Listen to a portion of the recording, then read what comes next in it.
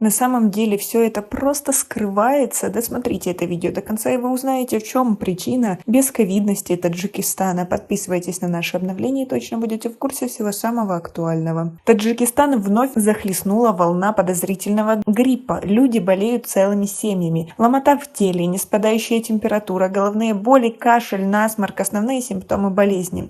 Минздрав Таджикистана упорно продолжает отрицать наличие в стране случаев заражения COVID-19. И даже данные лаборатории с положительными тестами ставятся под сомнение. Так есть ли вирус в стране, и почему среди стран Центральной Азии Таджикистан единственный остается бесковидным? То, что в Таджикистане не зарегистрирован ни один случай заражения коронавирусом, вновь подтвердил министр здравоохранения Джамалидин Абдулазода на пресс-конференции 27 июля по итогам работы ведомства в первом полугодии. Но мы знаем как минимум о 3 случаях, когда ПЦР-тест показал положительный результат. Был обнаружен коронавирус и у одной из журналисток, сдавшей анализ в одной из частных лабораторий. Вирус есть, но его нет? Такой вопрос задали журналисты министру здравоохранения. Статистические данные об этой болезни, которые ежедневно поступают в Минздрав из всех лабораторий страны, направляются для дальнейшего исследования в Центральную референс-лабораторию. Тесты, которые показывают положительный результат, проходят повторную проверку в референс-лаборатории. И только в случае подтверждения там результата случай регистрируется, ответил глава ведомства. Так что же получается, что лаборатории ошибаются в своих данных и полагаться на них не стоит? Как разъяснил Навруз Джафаров, начальник управления эпидемиологической безопасности, чрезвычайных ситуаций и экстренной медицинской помощи Минздрава, Центральная референс-лаборатория – это государственное учреждение, которое действует при Минздраве республики. Благодаря установке дорогостоящего современного оборудования референс-лаборатория проводит наиболее точную детальную диагностику анализов, отвечающую международным стандартам. Сейчас по стране функционируют 23 лаборатории, 16 из них на базе государственного сектора, остальные частные.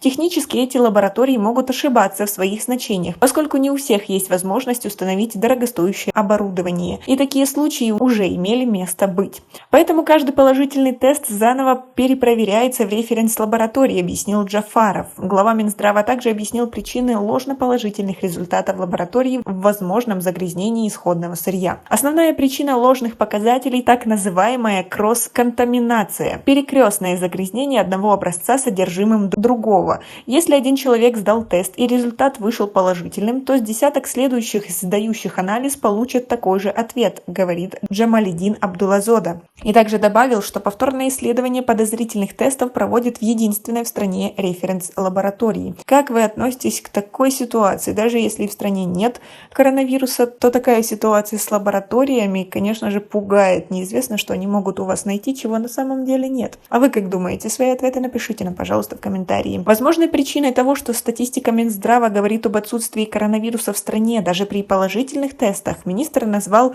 нежелание людей афишировать свою болезнь. Те люди, у которых тест показал положительный результат, не обращаются к нам для повторного обследования и даже скрывают факт болезни.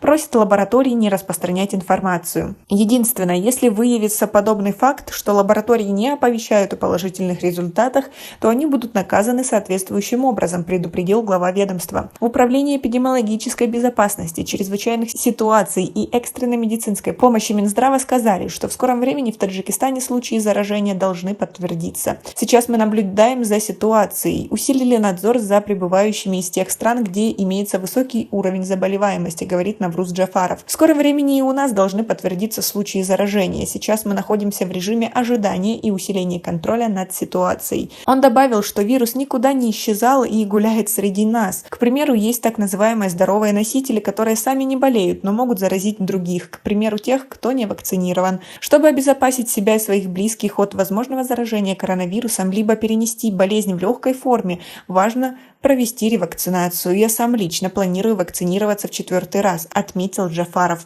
Также глава управления советует при обнаружении у себя симптомов ОРВИ сразу же обращаться в медицинское учреждение, что позволит исключить возможный риск заболевания коронавирусом. Противоковидные мероприятия в медицинских учреждениях мы не отменяли, хотя среди населения и в общественных местах ограничения все сняты. Важно понимать, что коронавирус стал управляемым и паниковать не нужно, заверил Джафаров. А если в лаборатории ваш ПЦР-тест все же показал положительный результат, то надо применить все меры, необходимые при лечении коронавируса. Более того, на третий день необходимо контрольно сдать тест, чтобы лаборатория более точнее определила цикл болезни и оценила возможные риски. Для этого не обязательно идти самостоятельно в лабораторию. Медицинская служба в государственных лабораториях приезжает на дом. Кроме этого, в каждой поликлинике города имеются расходные материалы для сдачи анализов, и вам нужно просто позвонить семейному врачу, закрепленному по вашему участку, добавил Навруз Джафаров. А как вы относитесь ко всей этой ситуации? Как вы думаете, действительно ли в Таджикистане есть коронавирус? Свои ответы напишите нам, пожалуйста, в комментарии. У нас пока на этом все. Оцените наше видео подпиской и лайком. До скорой встречи!